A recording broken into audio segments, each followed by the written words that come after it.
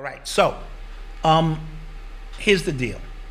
When it comes to hip hop, if you are not from Cedar Park, if you are not from Bronx River, if you have not been to Ecstasy Garage, Galaxy 2000, if you're not from the 9 projects, if you have not been a breakdancer, spun on your head, if you have never wrote graffiti, had a black book, or marked your name on a train with a big black marker, if you've never dug in the crates for records or went to downstairs records to find 2 and 3 copies of rare records, if you've never made pause tapes, that's before records for those who don't know, if you've never wore AJ's, overlaps, Playboys, British Walkers, Lee jeans with the permanent creases, and you ain't never rocked one of these with gazelles, don't at me when it comes to hip hop. Now, why am I saying that? It's because lately I've been hearing a lot and seeing a lot about the historical perspectives of hip hop. I saw a pioneer, veteran, I ain't even gonna say who it was, speak about the origins of hip hop, and I almost spit my coffee out because I knew he didn't know what the fuck he was talking about. I can listen to you for 30 seconds. I don't care how far in the game you are, and tell what the fuck you know about hip hop. Not rap music, I'm talking hip hop. You know what I'm saying? Totally 2 different things.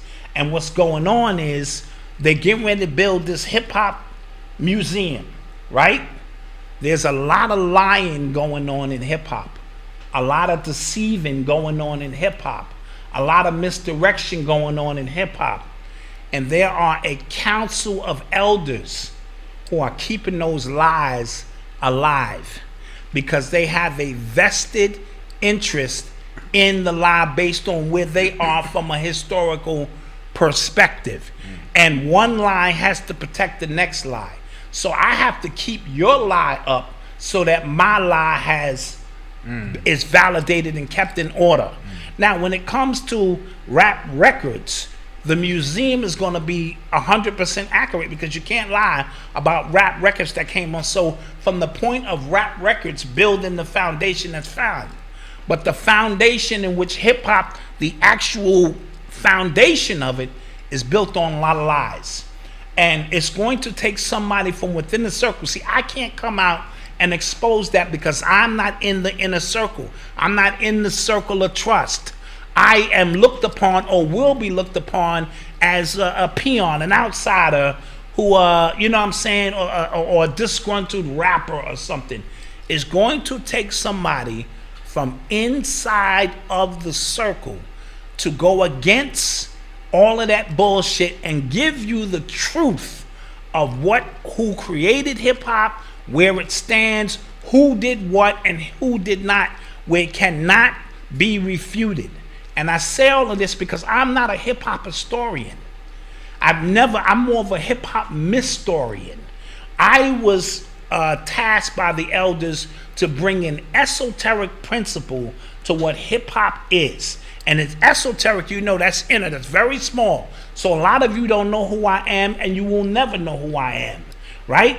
So when the teachers are teaching, Karis 1, Grand Mixer DST, Grandmaster Kaz, Almighty KG of the Cold Crush, Paradise from the X-Clan, the list goes on and on of teachers who teach about it. I sit and I listen and I play my position.